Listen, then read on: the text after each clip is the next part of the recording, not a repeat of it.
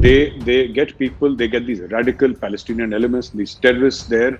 They gather them. Suddenly, rocks appear out of nowhere. It gives the Hamas, in this case, the Hamas, the geographical area where we're talking about, it gives the Hamas two advantages. First of all, it gives them the biggest advantage of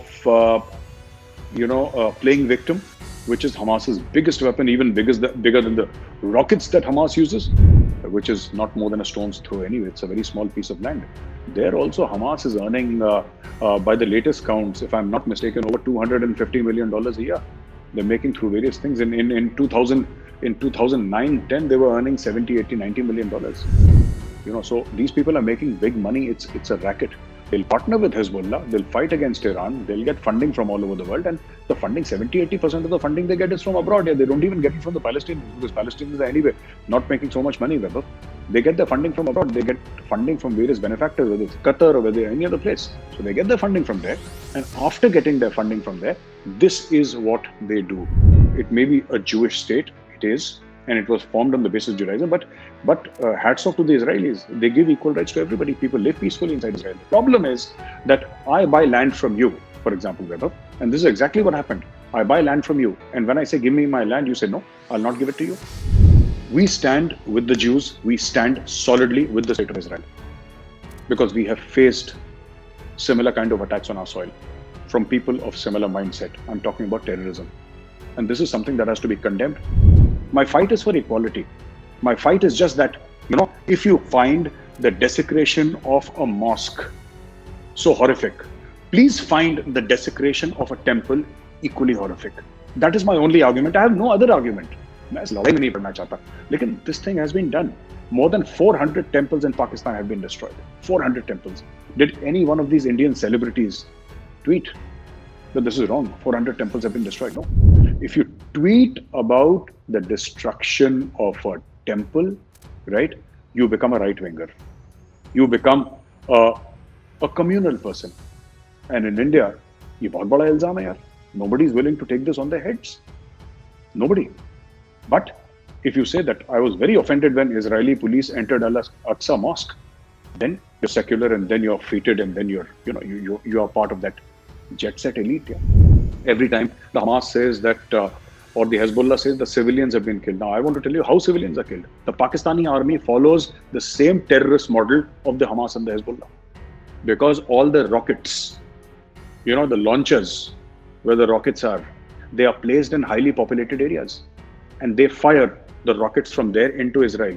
So when Israel hits back, it hits back near the rockets or on the rockets, which are placed in dense areas. And this is why civilian casualties occur. And these rockets are deliberately placed in highly populated civilian areas. You say that Al-Aqsa is the third holiest mosque in Islam.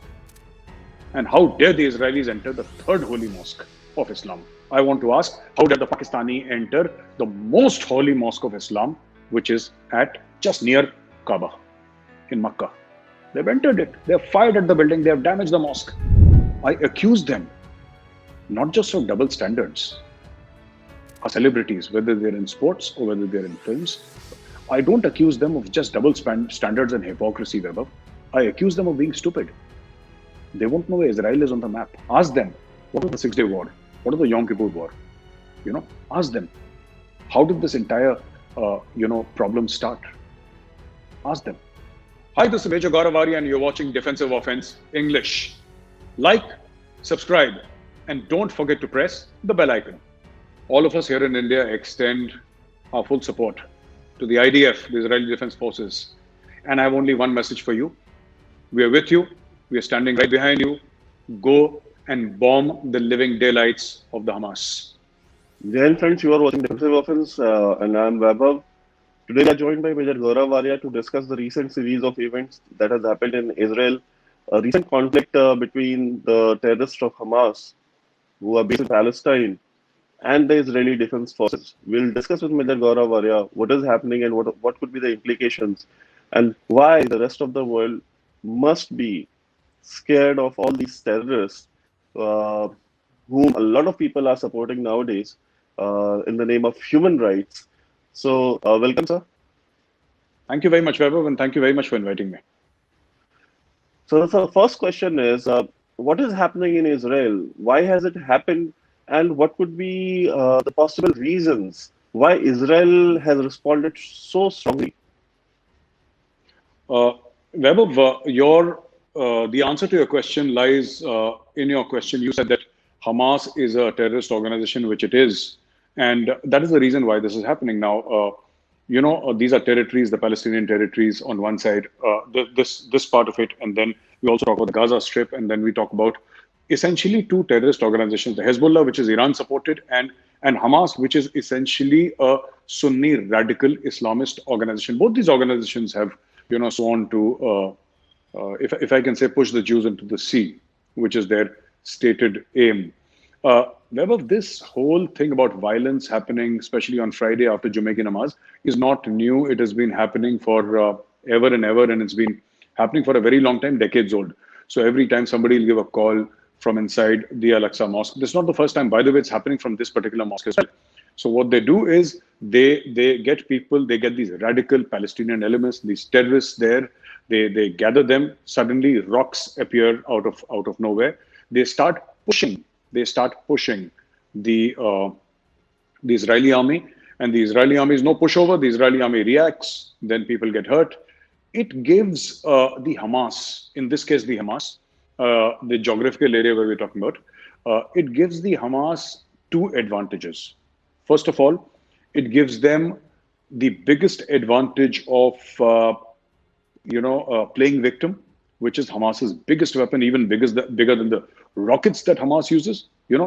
Our human rights have been violated, and we're poor people, and Israel is sort of hammering us, and human rights violations, etc. This is one very basic factor. Second thing is it leads to a lot of terrorist recruitment. So whenever Hamas feels that its ranks are dilapidated, and when people are leaving our ranks, Hamas, does this. Hamas owns, by the way, these terrorist organization owns. There is an Al-Aqsa Bank, and they own over 20 to 25% of this bank. They levy taxes. They formed a government in, I think, 2006 or 2008, if I remember the year correctly. And so these people are not just a political organization; they are a terrorist organization, and they are working exactly like the ISIS, the Islamic State. And I'll tell you why they are working like the Islamic State. It's not about beheadings. It's not about rocket attacks. It's about territory. No other terrorist organization, apart from the Islamic State and then Hamas and to some extent Hezbollah, has captured land. The Al Qaeda never captured land. The Jaish-e-Mohammed doesn't have land. Al-Shabaab does not have land in Africa. The Lashkar-e-Tayyiba does not have land. Territory from which they levy taxes, they make laws, they sort of they implement those laws. So this is extremely dangerous, Vaibhav, and what has happened is unfortunate, but I'm happy that Israel is giving them a beating of a lifetime. However, it's going to give the Palestinians and specifically the Hamas a stick with which to beat Israel, crying human rights, playing their very old and worn out victim card, which is finding lesser and lesser buyers because I think they're overplaying this victim card. So we have seen Hamas, and there is a conspiracy theory. They say ki, or rather say they have an analysis that Hamas and Hezbollah cannot cooperate. Um, First of all, do you buy this argument just because Hamas is a Sunni organization and Hezbollah is a Shia organization, so that they cannot cooperate? Because Qatar is a majority Sunni country and they are cooperating with Iran. They were ready to take a fight with the fellow Arab brothers like from Saudi Arabia and UAE, Bahrain.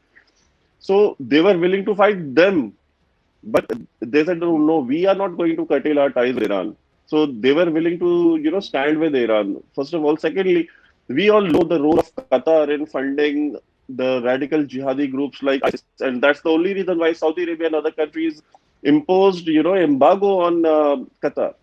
So do you really think that, this whole argument that, just because they have a different, they follow two different streams of Islam, so they cannot cooperate because a terrorist organization is a terrorist organization. According to you, the terrorists don't have a religion. So where does this Shia Sunni divide come in? So, Uh, so just throw a light on that. yes, Vaibhav, I agree with you 100%. This entire thing about, he Shia Sunni, this is only for the poor people, the poor Muslims who get very, inspired and, Shia hai, wajibul qatl hai, maar dalo, Sunni hai, maar. See, in the real world, these things don't matter here. Let me be very honest. I have known of, educated people, rich people, Shias and Sunnis marrying amongst each other. Yeah? They live amongst each other, they marry amongst each other. It only happens among the poor class whom you can motivate, whom you can mold, whom you can use for your propaganda. And, even if they have the Shia Sunni barriers, let us say we're talking about specifically the Hezbollah and the Hamas, even if they have this difference of ideology, so what? Today they gather around, today they partner up to fight Israel, and the understanding could very well be that after we defeat Israel, so to say, then we'll sort each other out. ये तो होता ही है ना. This happens. This is what happened between America and the Soviet Union till the Second World War. Till Berlin fell, Hitler committed suicide. They were partners. America and Soviet Russia were partners. And immediately after the Second World War, the Cold War started. And 50s, 60s, 70s, even till the late 80s, the Cold War continued. And the remnants of the Cold War, the remnants, of course, it finished long back, but the remnants can still be seen. So for anybody to think that the Shia Sunni is nonsense.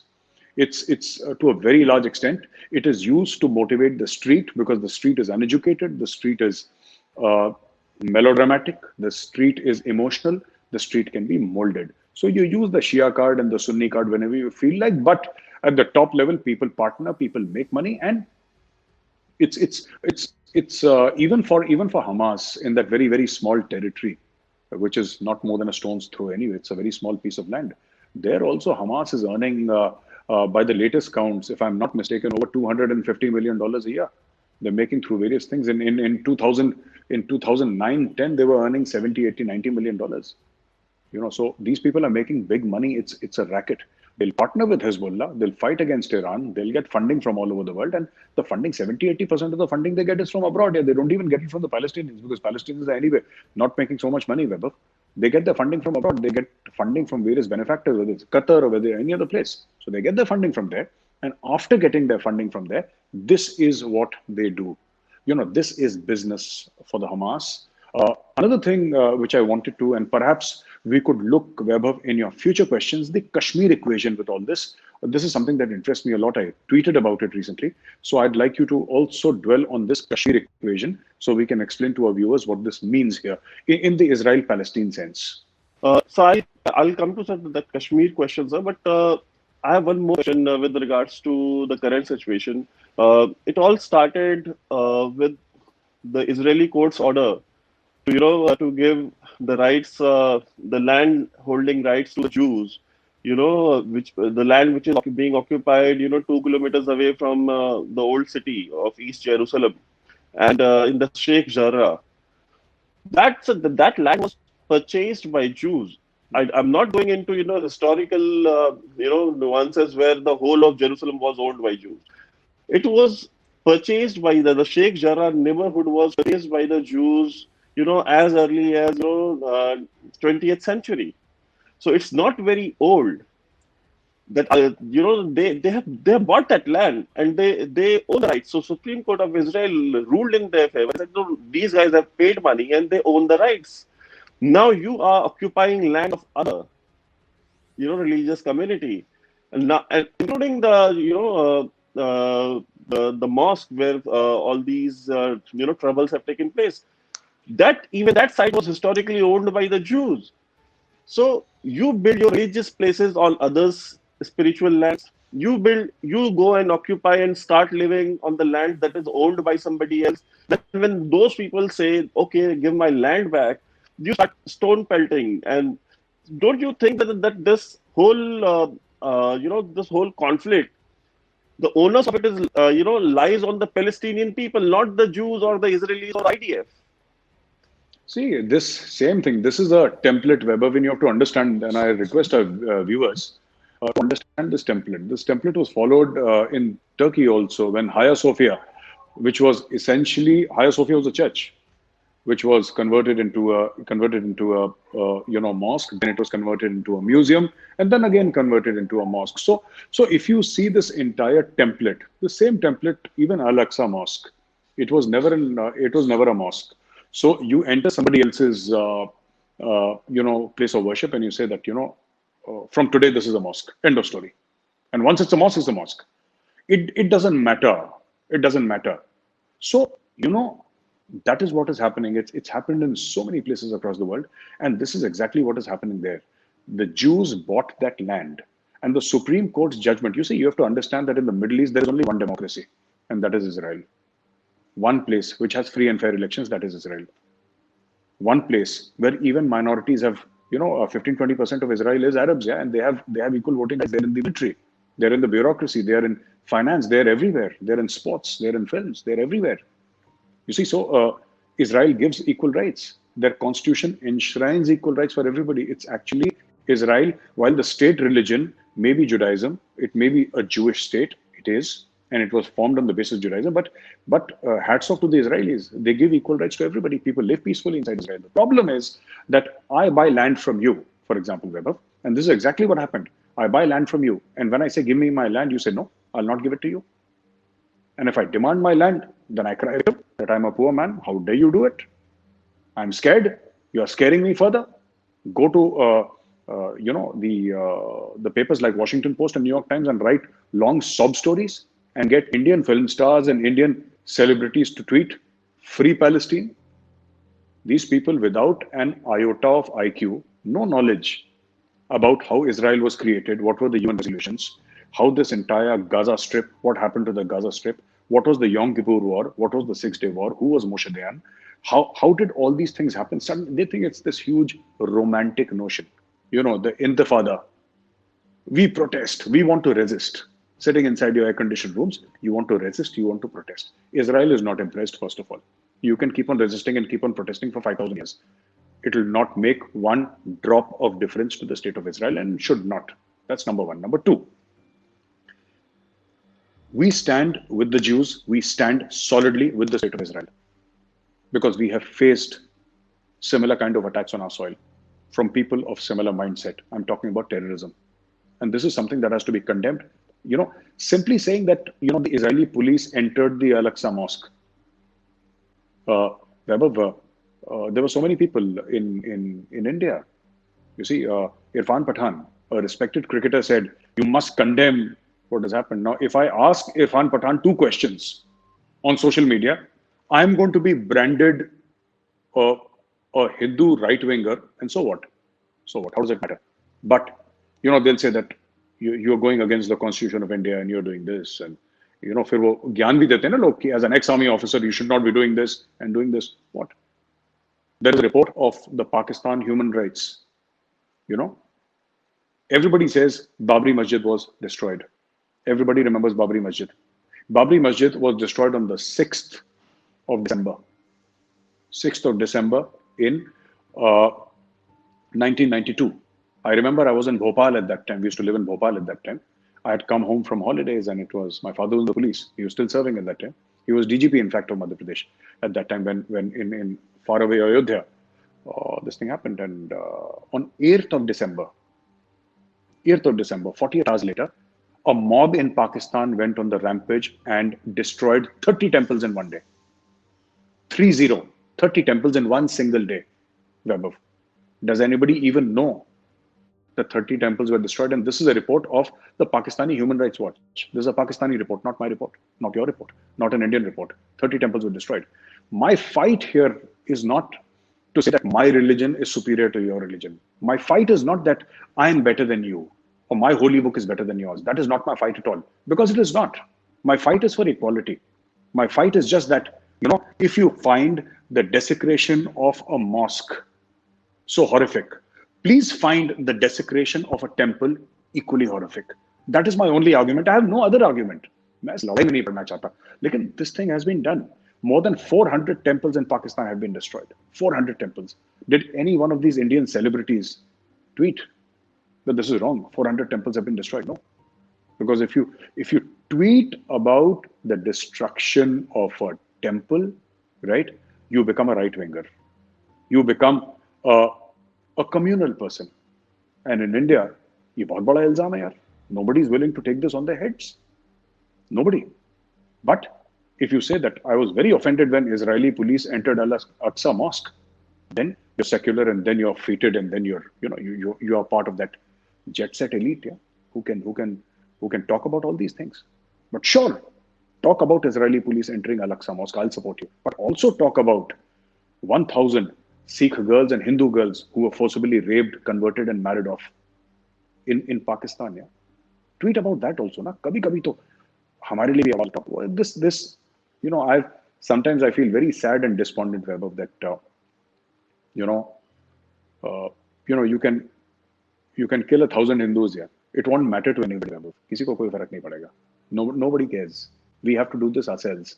And again I'm saying, our fight even today is not to say that you know that we should be the only ones and there should be nobody. Everybody should be equal. यार हिंदू मुस्लिम सिख ईसाई सब भाई भाई हैं, सब एक साथ रहें. लेकिन अगर मेरे कोई मंदिर में आता है, तुम भी तो आवाज उठाओ यार. You also raise your voice. That I think, Vaibhav, it will not be wrong to say that we are the true liberals, we are the true seculars, because we talk about equality. Secularism is about equality, right? We talk about equality. Unfortunately, secularism has come to mean that you don't talk about equality. You talk about only one side of the story, which is very unfortunate. We should talk about balance. We should talk about equality among all religions.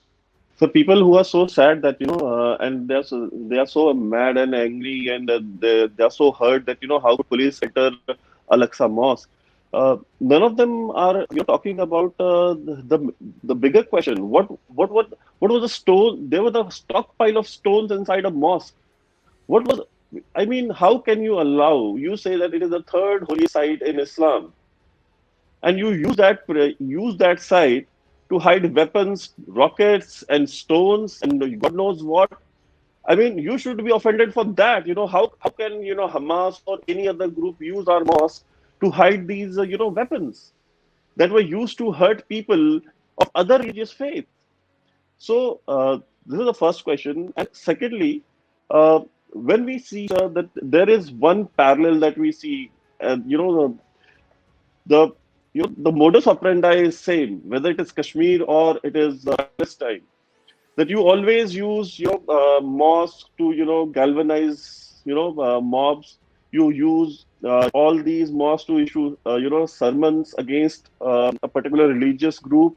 In India, it is against the Hindus. In Palestine, it is against the Jews. I mean, all these people, they don't get offended by all these, wild things that all these Maulvis and mullahs and all these, terrorist operations do while they use your religious premises. You should be offended over that. You should not be offended over, if law enforcement agencies, enter mosque. No, And you absolutely, attack Vaibhav. them also. And you attack them also Yes. when they enter. Yes. No, they attack them even if they don't enter. ऐसी बात नहीं. In Palestine, you see an Israeli soldier and this thing, day before yesterday, Vaibhav, an Indian citizen died, a Keralite lady. She was from Kerala, Malayali lady. She was killed in a rocket attack. Yeah. Not many of us know that an Indian citizen died because the Palestinians they fired a rocket, yeah, and it landed in the house where she was. She was working there. She was an employee, and she was killed. Anyway, coming back to this whole Kashmir and Palestine thing, this whole Intifada thing, no, this whole Intifada thing, and I'd request if you can show some images and all that. On one side Palestine and one side Kashmir, you'll find this entire construct in Kashmir, this stone pelting, this Band, Hartal, all that drama, which Hurriyat did. They just copied what these people were doing in Palestine. They just copied it, Vaibhav. ये stone pelting कहाँ से आई कश्मीर में? Where did the Kashmiri stone pelters learn how to stone pelt? This was not there during our time. We never knew what stone pelting was. We used to read about stone pelting because during our time there was no mobile phone and all that, and even television was not like everywhere. We didn't have a television set in my unit. Yeah, at that time we had an old one which never worked, but and we were mostly in field area, so bunker में क्या television क्या? We didn't have anything. It was there in battalion headquarters. But I don't understand this entire stone pelting thing, this entire calling of a radicalized crowd through the mosque, especially after Friday prayers. A namaz happens 5 times a day, 7 days a week, right? 7 days a week, 5 times a day namaz happens. Can somebody please explain to me why stone pelting happens after the Friday namaz? Just what we call Jummah ki namaz. Why does it happen only then? Mostly 99%. Why is the call to stone pelting given from the mosque? Why do people come out of the mosque and start stone pelting? Right? Why are women? Please show images of women. Same modus operandi, putting women and children in front. Why do they put women and children? ये औरतों के पीछे लड़ाई लड़ते हैं, क्यों लड़ते हैं बच्चों के पीछे? सामने आओ ना, सामने आओ. ये मर्द बनने की गलतफहमी हम भी तो दूर करें एक बार. But these people, they do that. They put children in front. Why? So you have child martyrs. You see the images, Vaibhav. See the images. Palestinian child martyrs, Kashmiri child martyrs, because this shocks you. This shocks the sensibilities of anyone. A woman with a face full of pellet wounds. This shocks. They deliberately. These people are not humans. They are जैसे कुर्बानी के बकरे होते हैं ना. They're like कुर्बानी. They're put in front, get hurt, get injured, so we get maximum mileage, and we get to play the victim card. This is what this is about. And this is they have just transplanted right from the keffiyeh, the checkered stuff. If you see a lot of people, stone pelters in Kashmir, the checkered stuff. So that checkered stuff, the keffiyeh, it's taken from there. It's an Arab thing. It's not Kashmiri at all. And while you may wear whatever you want, that's not my concern. The fact of the matter is, stone pelting has come from there. This entire thing about Friday, come, let's gather, throw stones, tear gas. This entire thing has been imported from Palestine into Kashmir. This entire model, this Intifada model, has been imported from Palestine, and this is what people are doing in Kashmir. Abhi to, after 300, Article 370 and 35 has been removed, so hawa nikal gayi sabki. The Hurriyat has disappeared, and now Kashmir is limping back to normalcy. It will take time, a few years, but it will come back to normal. But the fact of the matter is, that is what people have tried. People have tried this time and again. And last thing, Vaibhav, I also want to tell our viewers, every time the Hamas says that, or the Hezbollah says the civilians have been killed. Now, I want to tell you how civilians are killed. The Pakistani army follows the same terrorist model of the Hamas and the Hezbollah. Because all the rockets, the launchers where the rockets are, they are placed in highly populated areas. And they fire the rockets from there into Israel. So when Israel hits back, it hits back near the rockets or on the rockets, which are placed in dense areas. And this is why civilian casualties occur. And these rockets are deliberately placed in highly populated civilian areas. कि कोई बच्चा मर जाए, कोई औरत मर जाए, कोई बुजुर्ग मर जाए.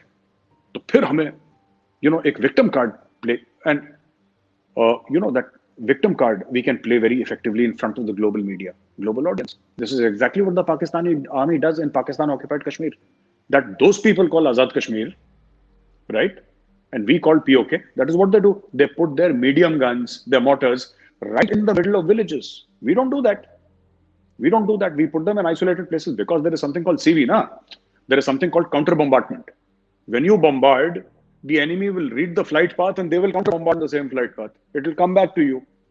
So what you do is you move your mortars from there, so your weapon remains unharmed, or there is no damage, undamaged, and you move it. But when the Indian bomb falls, it falls where the people are, and then you can say, oh, ye dekho, ye buzurg mar gaya, ye aurat mar gayi, bachcha mar gaya. And then you start playing victim. Pakistani army does exactly what the Palestinians are doing. And this whole Kashmir thing in Pakistan-occupied Kashmir, or even in Indian Kashmir, in downtown Srinagar, it is the same frame. There is no difference. The same frame, what is happening in Palestine, they're trying to do here also. So all these Indian celebrities whose hearts are aching for, Palestinians, none of them, ever condemned Hamas. For the Indian lady about Soumya Santosh, she was just 30 years old. She has a young kid. She has left behind her husband. I mean, you don't have a single word of, condemnation for Hamas, for killing one of your fellow citizens. You're supporting them.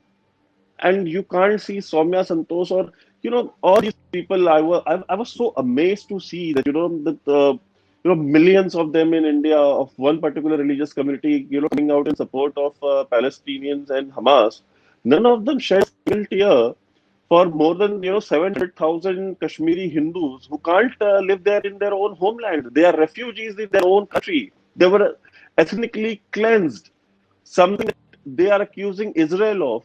It was done by fellow Muslims in Kashmir, and you did not shed a single tear. And today you are accusing Israel for doing the same thing. I mean, how bizarre these guys can be. It is not just bizarre. I'll tell you the hypocrisy. It all starts with Pakistan. And I think Pakistan is such a lovely country because I think hypocrisy grows on trees in Pakistan. जैसे हिंदुस्तान में आम सेब उगते हैं, वहाँ पे hypocrisy grows on trees. Uh, in 1979, there was something called the Black September. Ziaul Haq, we have covered this in defensive offense before, and I'll tell you because there are so many Pakistanis saying, Israelis have killed Palestinians. I want to ask Pakistanis, what did General Ziaul Haq, at that time brigadier or major general or whatever he was posted there. What was Black September? According to certain estimates, more than 25,000 Palestinians were killed by the Pakistani army under Ziaul Haq, who was, I think, a major general or something like that there. At that point in time, he was posted there. Right? And today, Brigadier. those Pakistanis, brigadier, I beg your pardon, brigadier, and the Pakistani Brigade Plus, which was there, they just massacred the Palestinians day in and day out because they were getting money from Jordan. इनको इन्होंने पैसा लिया और उन्होंने Palestinians को मार डाला. It's called Black September. Go on the internet and check it out. But today, Pakistanis are playing victim on media. They're anchors, they're TV anchors, speaking in highly Punjabiized Urdu. They keep on saying कि जी बड़ा गलत कर रहा है Israel और जारियाना हरकत है ये सब. अरे, just go back to your own history. Pakistanis were responsible for launching a commando operation inside the mosque in Mecca. Kaaba ke bagal mein jo masjid hai, which is the holiest mosque in Islam. It was Pakistani special forces who entered. They fired at the mosque. Please check your history, what you have done. They say that non-Muslims cannot come. The French came, the French intelligence, French special forces, they came, and Arab intelligence and Arab special forces. Together, these three countries, they launched an operation and they hit the mosque in Mecca. They hit the mosque in Mecca because they felt that, powers that are inimical to Saudi interests were inside and they had weapons inside. These people, and today they are playing victim. And the Pakistanis who are saying that, how dare you enter Al-Aqsa Mosque? यही पूछ रहे हैं ना Pakistanis कि आप घुसे कैसे? I want to ask the Pakistanis, how dare the Pakistani army enter the mosque at Mecca? You say that Al-Aqsa is the third holiest mosque in Islam. And how dare the Israelis enter the third holy mosque of Islam? I want to ask, how dare the Pakistani enter the most holy mosque of Islam, which is at just near Kaaba in Makkah? They've entered it. They have fired at the building. They have damaged the mosque. Because when they are paid money, when Pakistanis are paid money, they'll wag their tails. When they're not paid money, then they'll become human rights people. So this is what is happening. And as far as web of Indian celebrities are concerned, I know a few people from Bollywood, but thankfully the people that I know from Bollywood and I am friends with, friends ke mere senior hain bahut, they're highly intelligent people. They're very intelligent people, and you can talk to them on an array of subjects, and they can hold forth on poetry, on current affairs, on geopolitics, on politics, on sports, on medicine. They know so much. But that is only 1 or 2% of Bollywood. 98% whom I've met, I've been very, very disappointed. Vaibhav, I can tell you in my personal capacity, I can condone many faults in a human being, and I can ignore many faults. But something that really upsets me is stupidity. I accuse them not just of double standards. Our celebrities, whether they're in sports or whether they're in films, I don't accuse them of just double standards and hypocrisy, Vaibhav. I accuse them of being stupid. They won't know where Israel is on the map. Ask them, what was the 6-day war? What was the Yom Kippur war? Ask them, how did this entire, problem start? Ask them.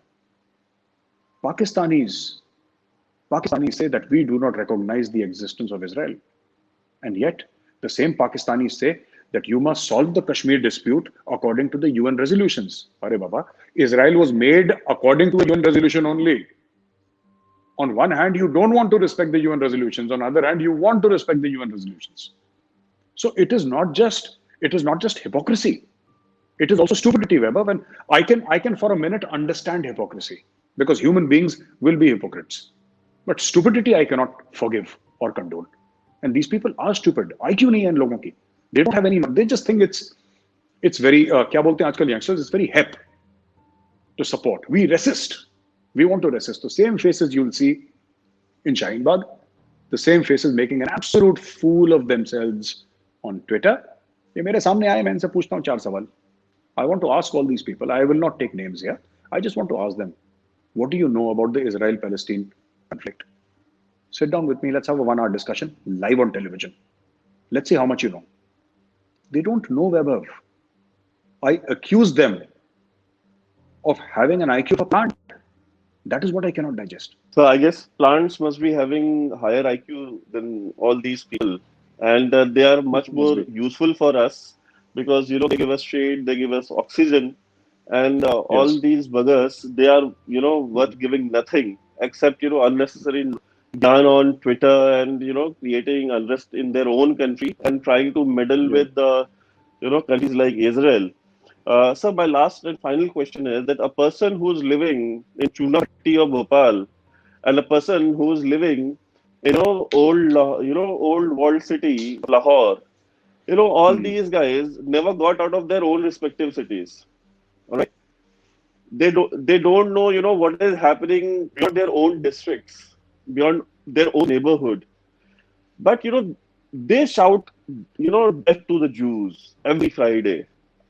And they say, oh, Jews are, very, evil people, they are killing Palestinians, they are not anti-national or something, they are anti-human, okay? They don't deserve to live this, Hitler was right, all these statements, and, the Hitler said that, I'm leaving some Jews alive so that, world could know why I killed them, such wild statements are given by all these people. And they don't know nothing. They don't even know what is happening in their own neighborhood. So, from where does this hatred come? This is part one of the question. And the second part, all these people, especially in the Western countries, who are supporting these Palestinians and the terrorists of Hamas, and they're accusing Israel of human rights violations when they should be accusing Hamas for that because they are the ones who are firing the rockets from hospitals, schools, colleges, and all these places. Old age home. I mean, how can somebody fire a rocket from an old age home? Can somebody explain? I mean, what is a bigger human rights violation than that? And all these people, they just ignore facts. As you rightly said, they're stupid people. They're idiots. They can't see something that is there right in front of them. So the second part of the question: how soon do you think all these people will, get the taste of their own medicine when the same modus operandi will be, used to be, implemented in, Western countries because their numbers are growing. Their numbers are growing in Europe. Their numbers are growing in North America. But when this happens in their own respective countries, what will be their response? Vaibhav, I'll tell you, in before 9/11, the Americans always said that, you know, uh, the entire Kashmir thing is a law and order issue and India should sort it out. And it's not terrorism. They never called it terrorism. It's only when 3,000 people very unfortunately died in 9/11 that the Americans woke up to the fact that no, there's not a law and order issue. There is something called terrorism. Before that, America was not. Even after they had so many things. Their embassies were bombed, etc. America was always very very slow to understand this concept of terrorism. Now, the thing is that you see this is essentially originally a Chinese model. The Chinese model is that uh, you can call it the Indian variant, Weber, the COVID, the Indian variant, the South African variant, the UK variant, the American variant, or the German variant, or any other variant, right? But if you call it the Chinese virus, there are people within China and Chinese within the United States who'll start crying victim. But how can you call it? This is racism. And racism is something that the Americans are very, very afraid of because such is their culture. There has been race problems in America. There still are. And any self-respecting American to be called racist, he'll take 5 steps back and, white guilt comes into play. And then they start apologizing. All you have to do is call a white man a racist in Europe and in America, Canada, Australia. Call him a racist and he'll take 5 steps back and he'll start apologizing because you don't want to be called a racist. Similarly, what you do in a country like India, all right? take a pada likha guy, and if he's talking sense, right, just say, you're a communal guy. He'll take 5 steps back. ये हथियार है वैभव. We must understand. In India, you tell anybody, and all, what have I said today? I said that all religions must be respected equally. All places of worship should be given equal respect. And this is what the Constitution of India says. That is what secularism is about. But I have said it. Now, the easiest thing is कि ये तो communal है. बस ये संघी है, ये भक्त है. That is what they do. Use your systems against you. This famous journalist once said, use your systems against you. This is what is happening. And as far as Europe is concerned, there are, I don't understand this entire concept of people coming to Europe. You're welcome. I have relatives in Europe. I have relatives in the US, and that's all right. You go to some other country. I'm talking about the radical Islamists here, not the normal Muslim. I'm talking about the radical Islamists. Okay? You are economic refugees, political refugees, or refugees from war-torn countries.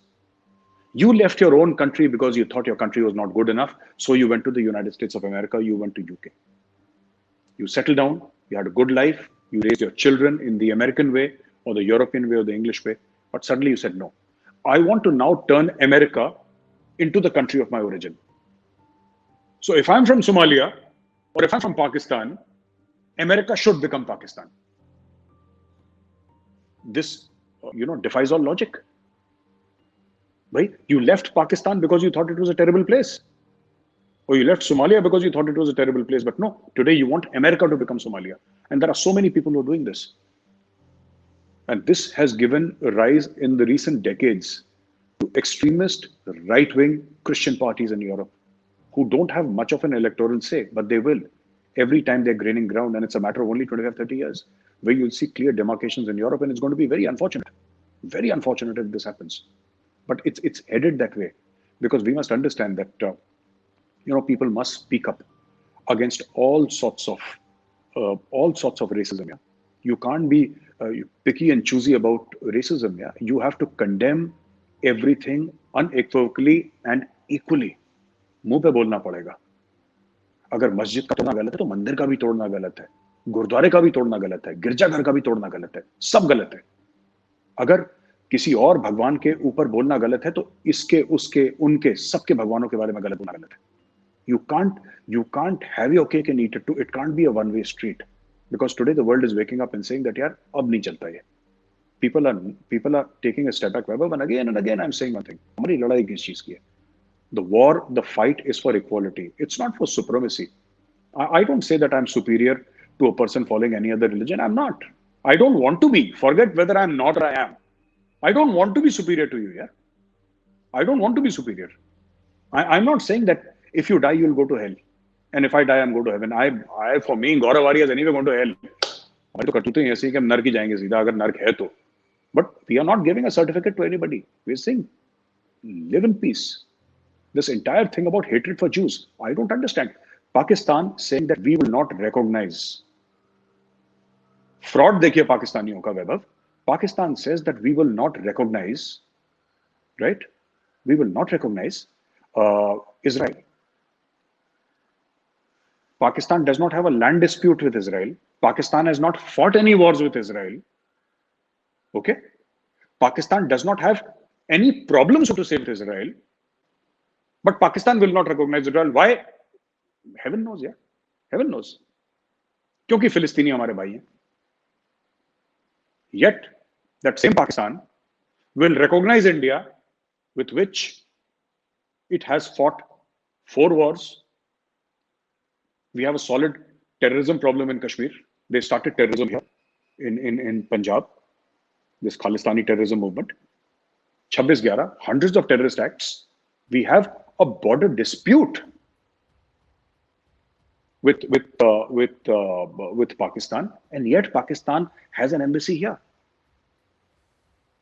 Now, I don't want to tell you why this hatred of Jews. You said, where does it come from? It's for anybody to guess. Where does this hatred come from? Among that person in Bhopal or the person in Androon Lahore? ये नफरत कहाँ से आती है? तुम्हें तो ये नहीं पता इजराइल है कहाँ पे? And I want to ask people in Pakistan, you have this मसला है कश्मीर with India, आपने हिंदुस्तान के साथ जंगें भी लड़ी, सब कुछ करा, लेकिन चाणक्यपुरी में आपका एम्बेसी है, आपका हाई कमीशन है, हमारा आपके पास हाई कमीशन है। ट्रेड भी चल रही है भाई, फार्मास्यूटिकल्स में तो चल रही है। But you will not recognize Israel. Not that Israel is dying for Pakistan. Pakistan has nothing to give Israel. It is all the drama that Pakistani TV anchors do on this thing now, that we are being pressured to recognize, as if their recognition will mean something to them. What can you give? What can you give? That Israel is dying, that you will recognize. What do you do? You'll do trade with them. What will you do? You'll do nothing. Nobody cares about Pakistan. But at the same time, the Pakistani street, right? Or even in Arab countries, the Islamic street. Why this hatred against the Jew? I can understand. Okay, Palestinians say that, okay, for example, they have the Jews have taken our land. Okay, Jews have taken your land. Right or wrong, we understand. At least you have a context in which you're fighting. You're fighting for something, right? We can understand. Which means that it's a political struggle. If you want to call it a struggle, it's a political struggle. But why is it a religious matter for Qatar? Or for the Organization of Islamic Cooperation countries, all 56, 57, 58 of them? Why is it such a big issue for Pakistan? Think about this and then tell me, where does all this hatred come from? I don't know where it comes from. Thank you so much, sir, for joining us. And we extend our support to Israeli Defense Forces, and we say that bomb the shit out of all these terrorists. Absolutely. Absolutely.